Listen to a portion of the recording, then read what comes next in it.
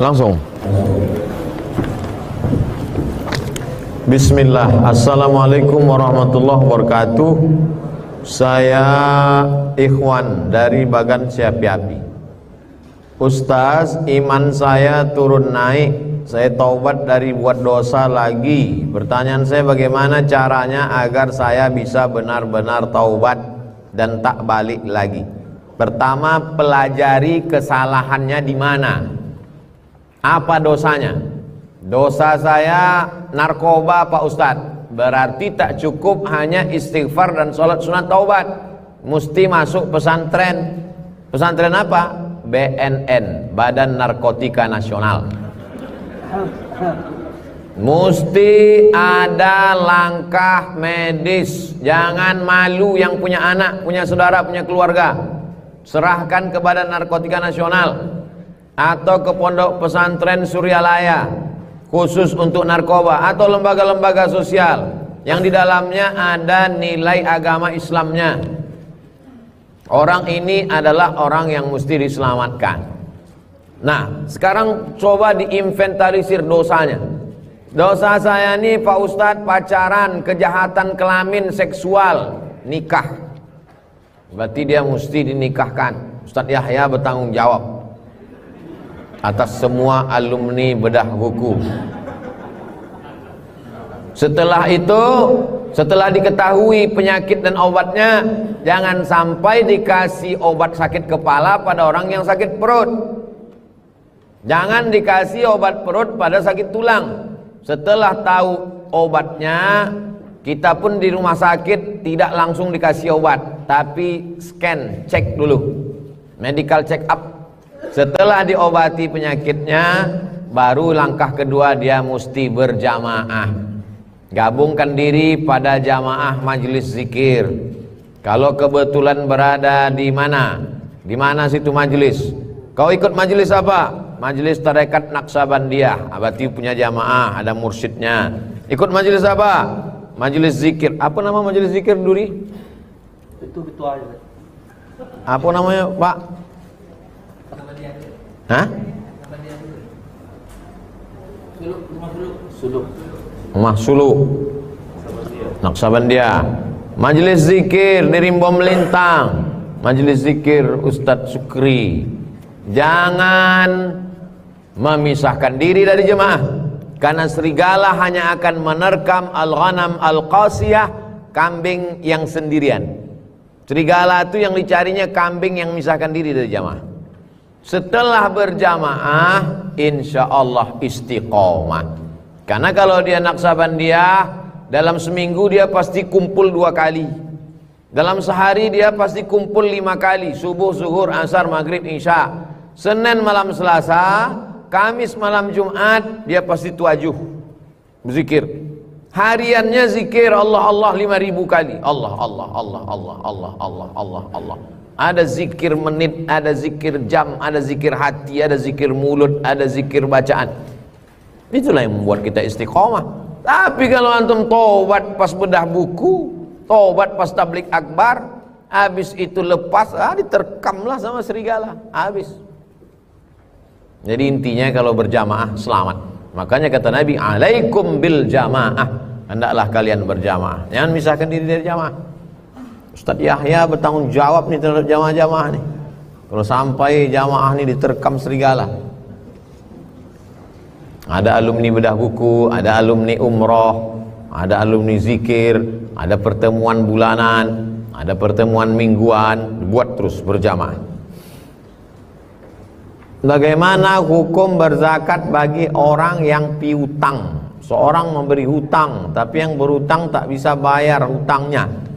Saya punya duit 100 juta, misal 100 juta berarti zakatnya 2,5 juta, dipinjam oleh Ustadz Yahya. Kalau dibaliklah, tak enak kalau Ustadz Yahya yang minjam. Ustadz Yahya punya duit 100 juta. Ustadz Yahya punya duit 100 juta, dipinjam oleh Abdul Somad selama 1 tahun. Pertanyaannya, siapakah yang membayar zakat duit 100 juta itu? Ustaz Yahya. Yang membayar zakatnya Ustaz Yahya.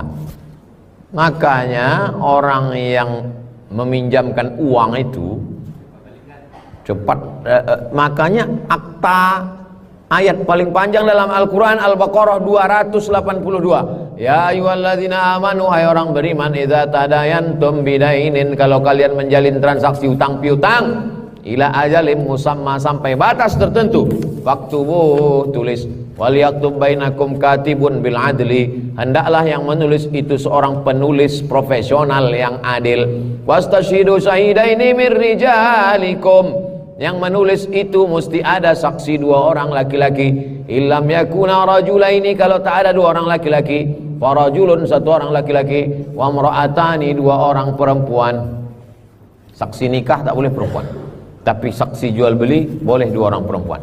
Antadillah ihdahuma fatudzakkira ihdahumal ukhra, kalau satunya lupa yang lain mengingatkan. Macam mana hutang kau dulu sama Ustaz Yahya? Segan aku mengingatkan. Kenapa? Ustaz Somad yang berhutang ini. Sampai tanggalnya, Ustaz dulu berhutang tanggal 7 Februari 2021 kan ya? Berarti mesti dibayar 7 Februari 2022 ya? Mesti ada yang mengingatkan. Ustaz kapan bayar?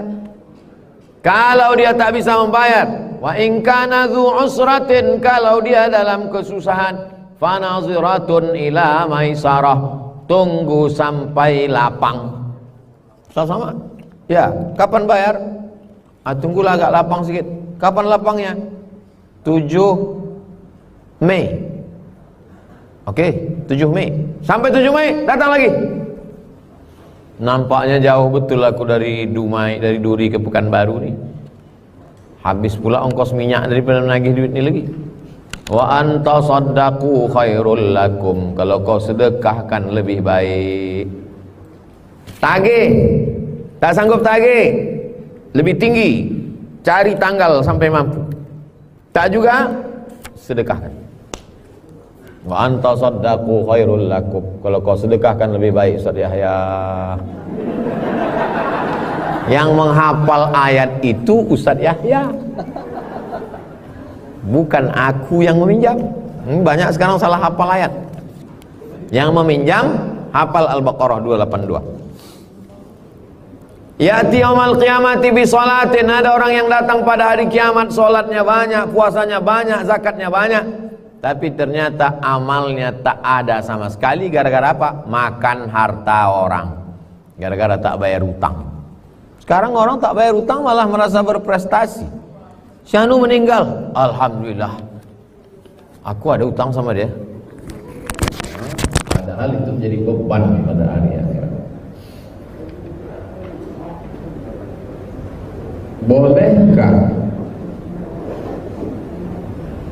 Bolehkah bagaimana hukum berzakat bagi orang yang piutang?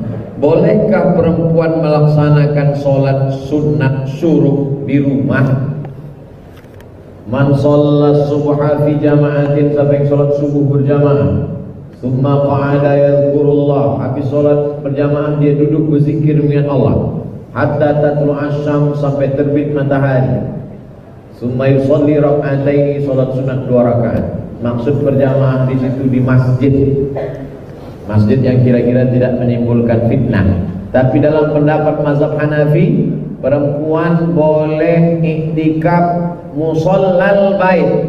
Yang dimaksud musallal bait, dalam rumah ada satu sudut yang biasa dipakai untuk sholat. Karena ada tuh di rumah ibu, walaupun tak ada musalla khusus macam rumah orang-orang kaya itu, tapi ada pojoknya yang selalu saja ada di situ tempat sholat, maka itu dianggap sebagai musallal bait. Boleh menurut mazhab Hanafi iktikaf di musallal bait.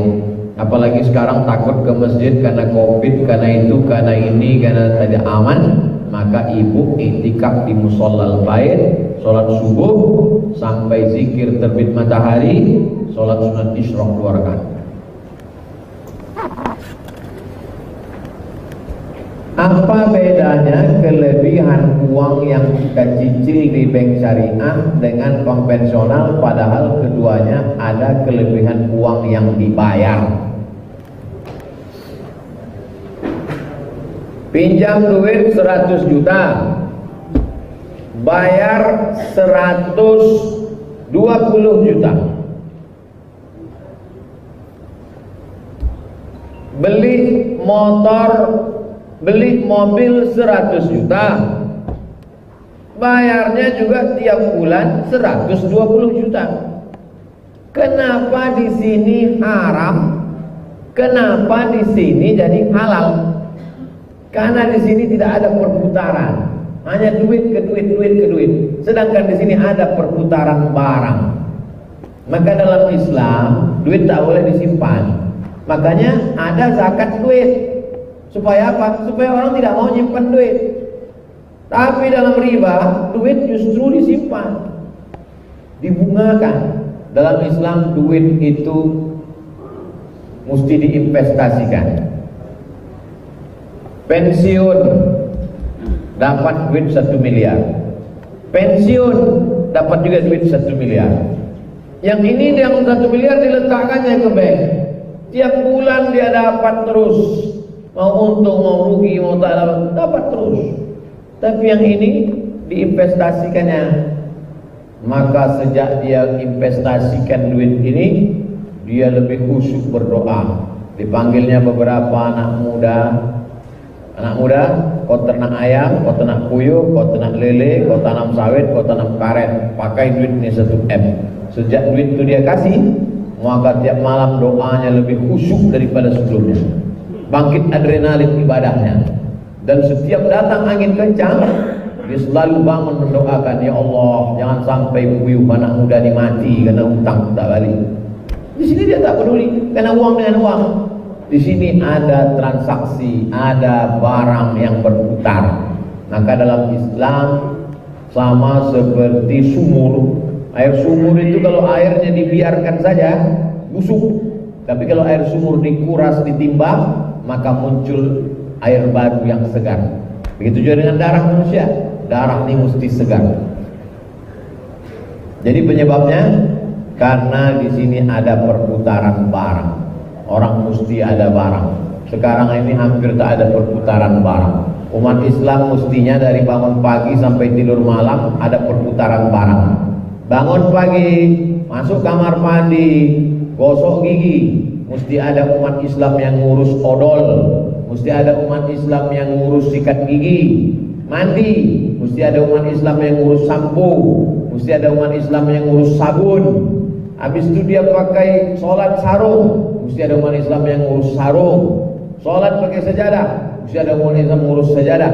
Maka perputaran uang di antara umat ini, bangkitlah ekonomi umat. Ke depan anak-anak umat Islam, anak-anak muda mesti disadarkan pada ekonomi ini, insyaallah. Amin.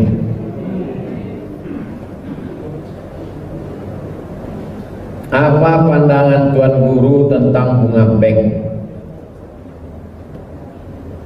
Bunga bank mesti diambil, tak boleh bunga bank. Nanti jangan gara-gara udah ngaji, Bu, Pak, ini ada bunga haram. Bunganya diambil. Nama kitabnya Al-Fatawa Al-Mu'asirah, Fatwa Kontemporer. Penulisnya Syekh Yusuf Al-Qardawi, alumni Azhar, Profesor Doktor. Jadi bunga bank ambil, terus berikan ke masalih ammah, maslahat orang banyak. Serahkan ke panti jompo, panti yatim, fakir miskin, bangun WC, masjid, toilet, sumur bor. Jangan tak diambil bunga bank konvensional. Ambil, alihkan tabungan Bapak Ibu ke BSI, Bank Syariah Indonesia.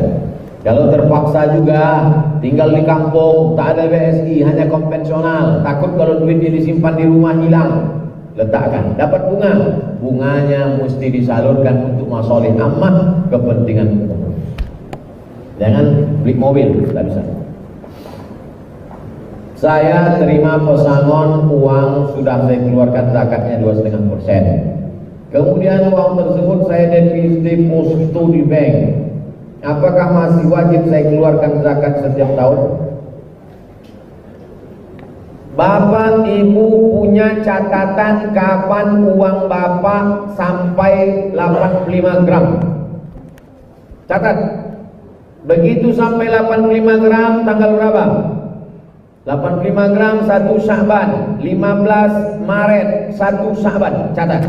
1 Sya'ban 85 gram emas sama dengan 85 juta. 1 Sya'ban 15 Maret 85 juta. Bertahan 85 juta sampai setahun ke depan 12 bulan, maka baru kena zakat 2,5%. Ternyata berkurang. 1 Sya'ban 1443, 15 Maret 2023 tak kena zakat. Begitu cara hitung. Dari mana angka 85 ini Pak Ustaz? Satu keping uang dinar 4,25 gram. Zaman Nabi tak ada duit kertas, duit dinar 4,25 gram kali 20 keping 85 gram. Apakah keluarga kita yang sudah meninggal di alam barzah bertemu dengan orang-orang soleh, orang tua mereka, sebagaimana kita di sini bertemu juga di dunia dengan orang-orang yang soleh? Ruh manusia itu letaknya yang baik-baik nama tempatnya Illiyin, yang jahat-jahat namanya Sijjin. Jadi kalau sama satu channel dia ketemu di Illiyin. Insya Allah kita ini semua ketemu di Illiyin. Amin. Tapi kalau lain payahlah. Satu di Sijjin, satu di Illiyin. Mana jumpa? Walaupun anak kandung. Kan'an dengan Nuh, Nabi dengan anak Nabi tak jumpa. Kabil dengan Habil tak jumpa. Tapi kalau sama-sama Illiyin, maka dia berjumpa dengan orang-orang soleh, wali-wali Allah, orang-orang baik, maka dipertemukan Allah. Alhaqna bihim dzurriyyatahum, kami jumpakan mereka dengan anak cucu keturunan mereka yang se-channel. Innama amruhu idza arada syai'an ayaqula lahu kun. Apa sulitnya bagi Allah? Bukan sulit Allah mempertemukan. Di tempat kami imamnya selalu menggunakan ayat dalam sholat yang menyongsang. Rakaat pertama kulhu, rakaat kedua wadduha. Mestinya menurut tertib surat duha dulu, habis wadduha rakaat kedua baru kulhu.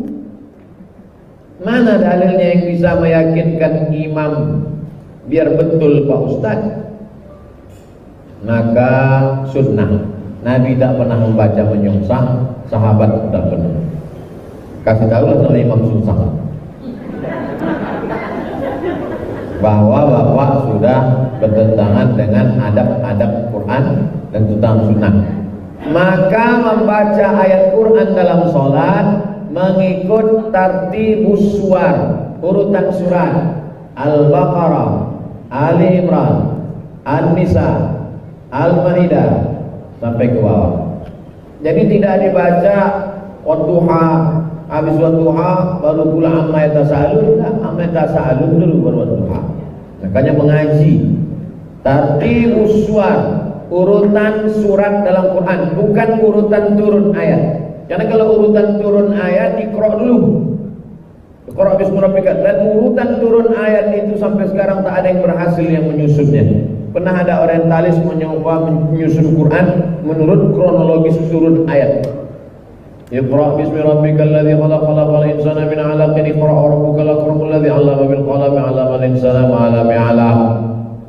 Habis itu turun Nabi kedinginan menggigil, ya ayyuhal mudaththir qum fa'anzir. Habis itu lalu kemudian Allah suruh Nabi berdakwah, wa anzir ashiratakal aqrabin. Habis itu lalu Nabi mengumpulkan paman-pamannya, naik dia ke atas bukit Safa. Lalu kemudian datang Abu Lahab mengamuk, alihada jama'tana. Lalu kata, tabbat laka ya Muhammad. Turun ayat, tabbat yada abi lahabin wa tab. Bukan urutan itu. Yang diikut adalah urutan tartibus suwar. Tolong Pak Ustaz pembahasan sholat jamak qashar biar kami menyampaikan ke anak kita. Jamak saja satu, qasar saja, satu. Yang satu lagi jamak qasar. Pertama kita bahas jamak dulu. Salat zuhur 4 rakaat dijamak, dicampur dengan salat asar 4 rakaat, 4 tetap 4. Ditarik asar ke zuhur, jamak takdim. Tidak pakai safar, tak musafir. Siapa yang bisa melakukan itu? Dokter spesialis operasi 5 jam. Operasi dimulai jam 1, 2, 3, 4, 5, 6. Otomatis kalau berhenti jam 6 dia tak bisa sholat asar. Maka ditariknya lah zuhur asar ke zuhur.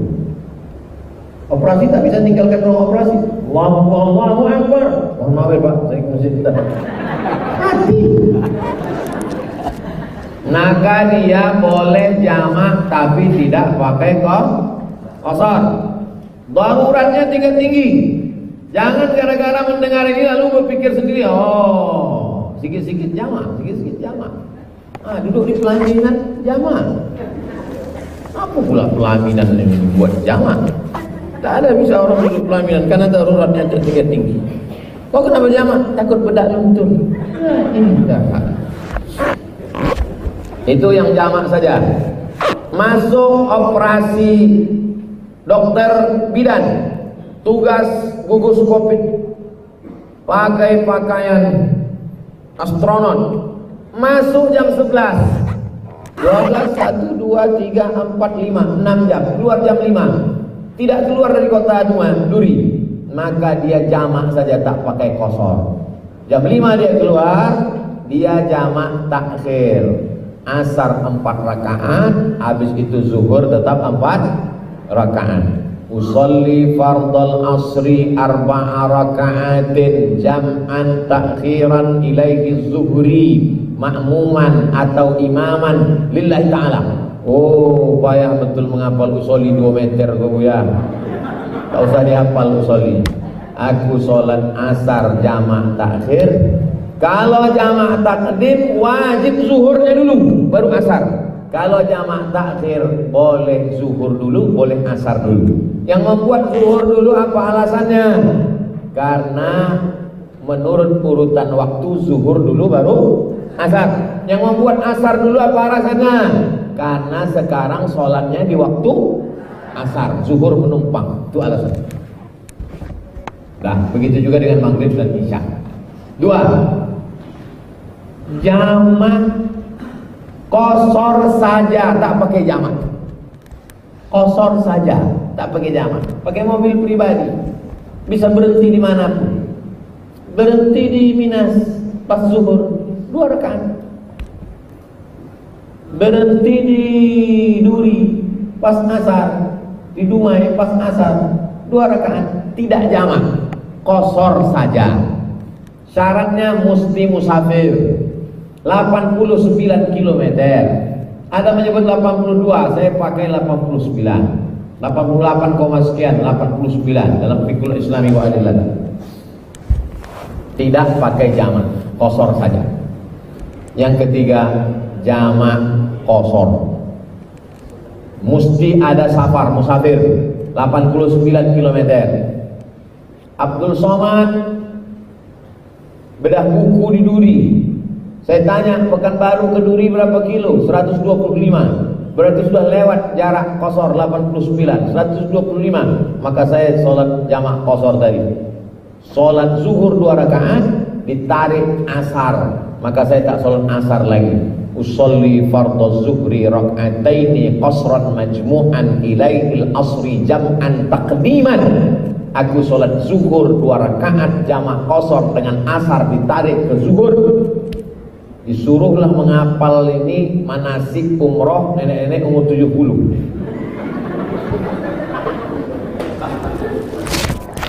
Pengalaman mak saya, makcik saya, keluarga saya kalau saya ngasih manasik, oma, atau, wa, tak usah kalian hafal nih.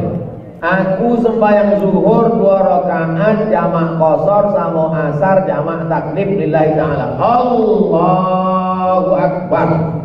2 rakaat. Habis itu qomat. Allahu akbar. Asyhadu an la ilaha illallah. Asyhadu anna Muhammadar Rasulullah. Hayya 'alas shalah. Hayya 'alal falah.